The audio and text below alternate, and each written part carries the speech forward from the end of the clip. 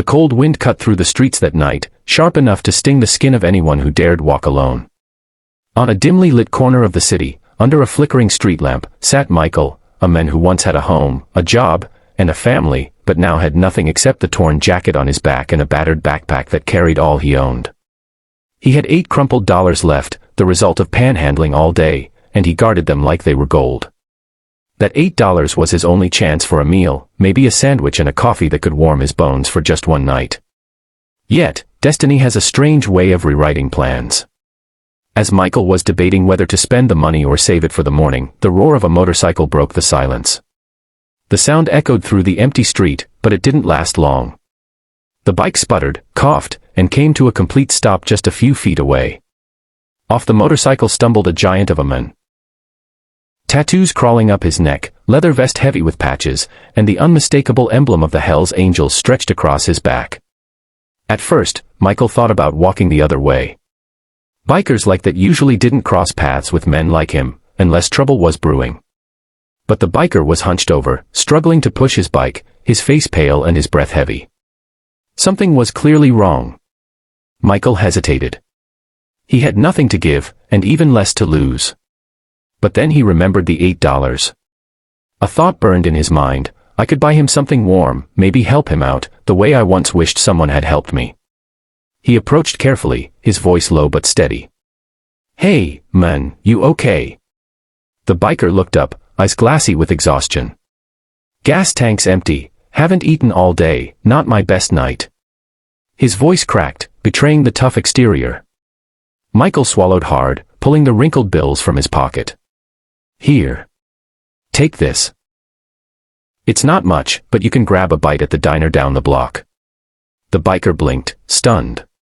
He glanced at Michael's ragged shoes, his dirt-stained hands, and the empty look in his eyes that only the homeless carried.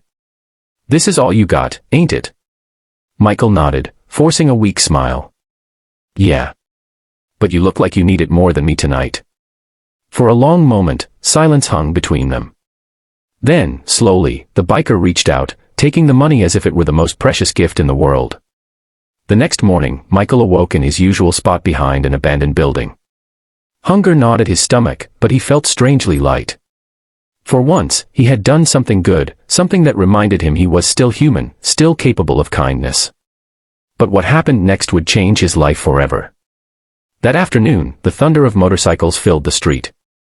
Dozens, no, hundreds, of bikes rolled in, one after another, engines roaring like a storm. Michael froze, his heart pounding. He thought he was in trouble. Maybe the biker had misunderstood his gesture. Maybe he had broken some unspoken rule. Instead, the sight that greeted him brought tears to his eyes. Nearly 300 bikers, all wearing the same emblem, lined up their motorcycles in front of him. At the head of the crowd was the man from last night. He walked over, holding a paper bag filled with food and a steaming cup of coffee. "This," the biker said, his voice thick with emotion, "is the man who gave me his last $8 when he had nothing.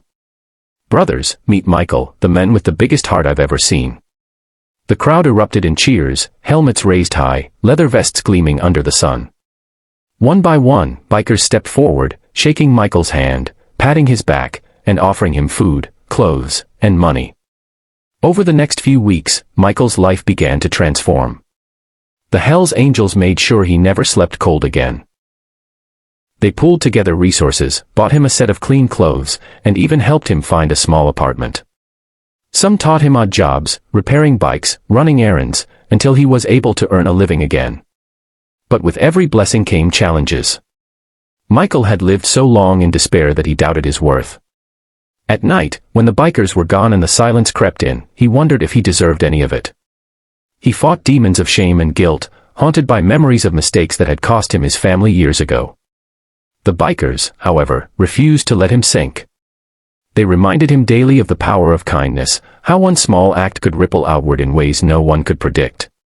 They told him, "Brother, you gave us a reminder too, that even the hardest roads can cross with hope." Michael started volunteering at shelters, sharing his story with others who felt lost. He carried a simple message: no matter how little you have, kindness is never wasted. Months passed, and the day came when Michael stood in front of a packed community center, invited by the bikers to share his journey. With trembling hands, he took the microphone.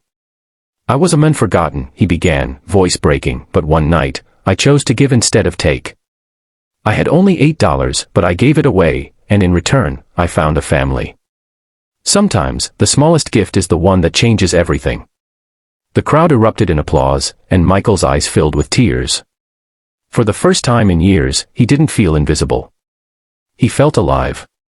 The message of this story is simple: no matter how little you have, no matter how broken you feel, an act of kindness can rewrite not only your story, but the stories of those around you.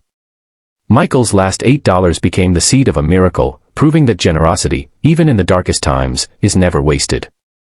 Glowing star, before you go, I'd love to hear your thoughts.